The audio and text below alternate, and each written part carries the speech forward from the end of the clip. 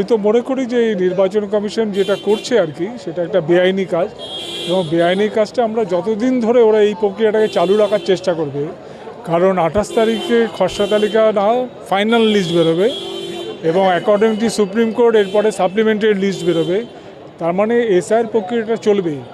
আমরা যে প্রশ্নগুলো তুলেছিলাম সেই প্রশ্নগুলো এখনও মীমাংসিত নয় বলেই আমরা জানি, যার ফলে আমরা এই আমাদের মুভমেন্টটা করে যাচ্ছি এবং আমরা একটা এখনও বলছি আমরা যেটা সেটা হচ্ছে এটাকে বন্ধ করা হোক। এবং আমাদের রাজ্যের মুখ্যমন্ত্রী কালকে যা বলেছেন তাতে আশঙ্কা হচ্ছে 1,20,00,000 মানুষের বা ভোটাধিকার চলে যাবে। এইটা কোনো সভ্য গণতান্ত্রিক দেশে এটা হতে পারে না, চলতে পারে না। এবং যে ইউনিভার্সাল ফ্র্যাঞ্চাইজির যে অধিকার যেটা আমাদের দেশে আছে সেটাকে এইভাবে কার্ভ করা সেটা অসাংবিধানিক, অনৈতিক, বেআইনি। তার জন্য আমরা এটা বিরোধিতা করব। যতদিন তারা এটা চালাবে ততদিন আমরা বিরোধিতা করে যাব। আমরা বিহারে 80 লক্ষ মানুষের নাম বাদ গেছে, সেই মামলা এখনো সুপ্রিম কোর্টে চলছে। বাংলার ক্ষেত্রে কি হবে? আমি আজকে বলতে পারি আমার নিজের সুপ্রিম কোর্টের উপরে ভরসা খুব কম, কারণ সুপ্রিম কোর্ট বিহারের ক্ষেত্রে যা দেখিয়েছে বা অন্যান্য কিছু জাজমেন্ট যা দিয়েছে তা কোনো মতেই কিন্তু জনমুখী নয় বা জনকল্যাণকর নয়। এবং সেখানে আমরা দেখছি যে 80 লক্ষ মানুষের নাম বাদ গেছে না, এখন অবধি সুপ্রিম কোর্টে পেন্ডিং আছে যে কেসটা সেটা হচ্ছে এসআইআরের সাংবিধানিক বৈধতা আছে কিনা এসআইআরে, এই কেস ঝুলে আছে, সেটা এখন অবধি মীমাংসা হয়নি। বিহারে নির্বাচন হয়ে গেল, নির্বাচন পরবর্তীতে বিহারের সরকার গঠন হয়ে গেছে, 4 মাস হতে চললো, কিন্তু এই ব্যাপারে কোনো হেলদোল এখন অবধি সুপ্রিম কোর্টে দেখা যাচ্ছে না। এমনকি যে কেসটা আমাদের এখানে মোস্তারিমানের যে কেসটা রিট পিটিশনটা ওখানে দাখিল হয়েছে, যেটার উপরে ওখানে সওয়াল জবাব হয়েছে, সেখানে আমরা দেখছি আগামী 10 তারিখে 10ই মার্চ আবার নেক্সট ডেট পড়েছে।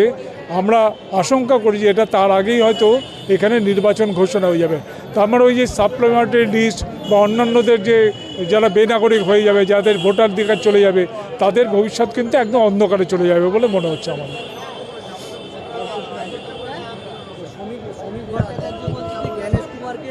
পশ্চিমবাংলায় এসে দেখা দরকার, এসআইআরের কাজ কীভাবে চলছে।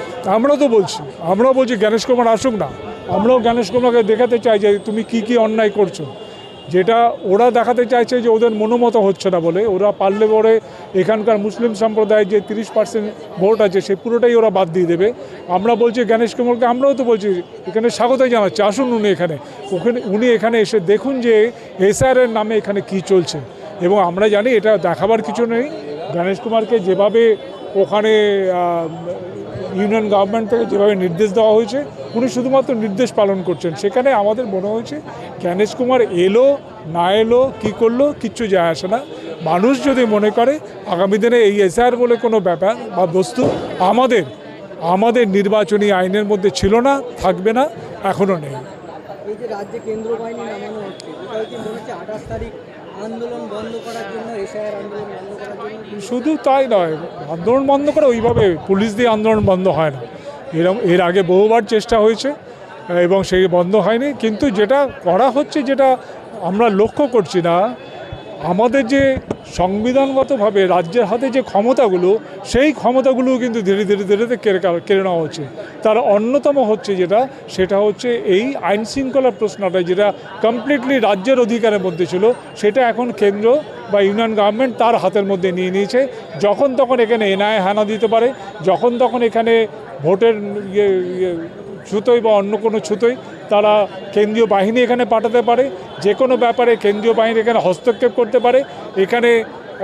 এখানকার যে সিইও তাকে সিআরপিএফ দিয়ে ঘুরে নেওয়ার নাম করে কয়েক ব্যাটালিয়ন নিয়ে আসতে পারে।